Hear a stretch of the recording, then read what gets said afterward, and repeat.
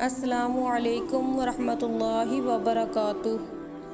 آپ دیکھ رہے ہیں ہمارا چینل اردو حکایات۔ آج کی اس ویڈیو میں ہم اللہ کے ایک ولی اور سانپ کی حکایت بیان کرنے جا رہے ہیں۔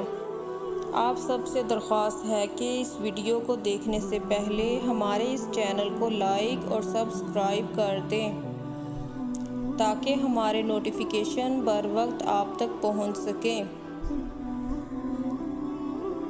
حضرت سیدنا ابو اسحاق ابراہیم فرماتے ہیں کہ میں مکہ کے راستے میں اکیلا ہی چلا جا رہا تھا کہ راستہ بھول گیا۔ 2 دن اور 2 راتیں چلتا رہا، یہاں تک کہ شام ہو گئی۔ وضو کے لیے میں پریشان ہوا کیونکہ پانی موجود نہ تھا۔ چاندنی رات تھی کہ اچانک میں نے ایک ہلکی سی آواز سنی، کوئی کہہ رہا تھا، اے ابو اسحاق میرے قریب آئیے۔ میں اس کے قریب گیا تو کیا دیکھتا ہوں کہ وہ صاف ستھرے کپڑوں میں ملبوس ایک خوبصورت نوجوان ہے۔ اس کے سر کے قریب 2 مختلف رنگ کے خوشبودار پھول پڑے ہیں۔ مجھے اس سے بہت تعجب ہوا کہ اس بیابان میں اس کے پاس پھول کہاں سے آئے، حالانکہ یہ ریت پر پڑا ہے اور حرکت بھی نہیں کر سکتا۔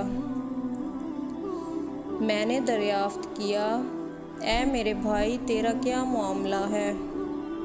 اس نے جواباً کہا، میں اپنے گھر والوں میں عزت اور آسودگی کی زندگی بسر کر رہا تھا کہ مجھے ایک سفر درپیش ہوا۔ وطن سے دوری کی خواہش ہوئی تو میں حج کے ارادے سے شہر شمشاد سے نکلا، لیکن 1 ماہ سے یہاں پڑا ہوں اور اب وفات کا وقت قریب آ گیا ہے۔ اس نے مجھے مخاطب کرتے ہوئے فرمایا، اے ابو اسحاق میری وفات کا وقت قریب آیا تو میں نے اللہ عز و جل سے سوال کیا کہ میری وفات کے وقت اپنے اولیاء کرام علیہم السلام میں سے کسی ولی کی زیارت کرا دے۔ تو ایک آواز آئی کہ ابھی تیری وفات کے وقت تجھے ابو اسحاق خواص کی زیارت ہوگی۔ مجھے یقین ہے کہ وہ آپ ہی ہیں، میں آپ کا منتظر تھا۔ میں نے اس نوجوان سے پوچھا، کیا تیرے والدین ہیں؟ اس نے جواب دیا، جی ہاں، اور ایک نیک بخت بہن بھی ہے۔ میں نے پوچھا، کیا کبھی اپنے گھر والوں کو ملنا بھی پسند کیا یا انہوں نے کبھی تمہارے بارے میں جاننے کی کوشش کی؟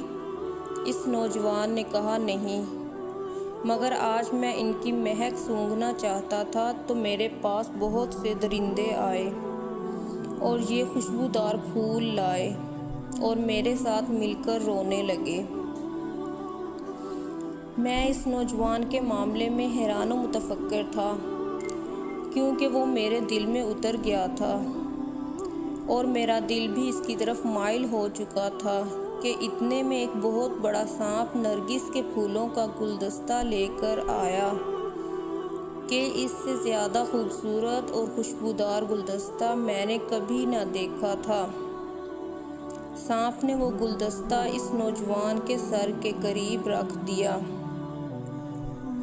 اور بڑی فصیح زبان میں بولا، اے ابراہیم اللہ عز و جل کے ولی کے پاس سے لوٹ جا، کیونکہ اللہ عز و جل غیور ہے۔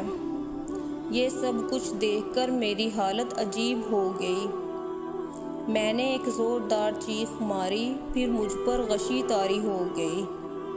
جب ہوش آیا تو وہ نوجوان اس دنیا سے کوچ کر چکا تھا۔ میں نے پڑھا، انا للہ و انا الیہ راجعون، بے شک ہم اللہ ہی کا مال ہیں اور ہمیں اسی کی طرف لوٹنا ہے، اور کہا کہ یہ بہت بڑی آزمائش ہے، میں اس کے غسل اور کفن دفن کا انتظام کیسے کروں گا؟ اللہ عز و جل نے مجھ پر اونگ طاری کر دی جس کے غلبے کی وجہ سے میں سو گیا۔ طلوع آفتاب کے وقت مجھے ہوش آیا تو دیکھا کہ میں تو اسی حالت میں تھا، لیکن اس نوجوان کا کوئی نام و نشان باقی نہ تھا۔ میں پریشان ہو گیا۔ بہرحال جب میں حج ادا کر کے شمشاد پہنچا تو چند نقاب پوش عورتیں میرے پاس آئیں۔ ان میں سب سے آگے ایک لمبے بالوں والی عورت تھی جس کے ہاتھ میں ایک چھاگل تھی اور وہ مسلسل اللہ عز و جل کا ذکر کر رہی تھی۔ جب میں نے اس کو غور سے دیکھا تو ان تمام عورتوں میں اس کے علاوہ کسی اور عورت کو اس نوجوان کے مشابہ نہ پایا۔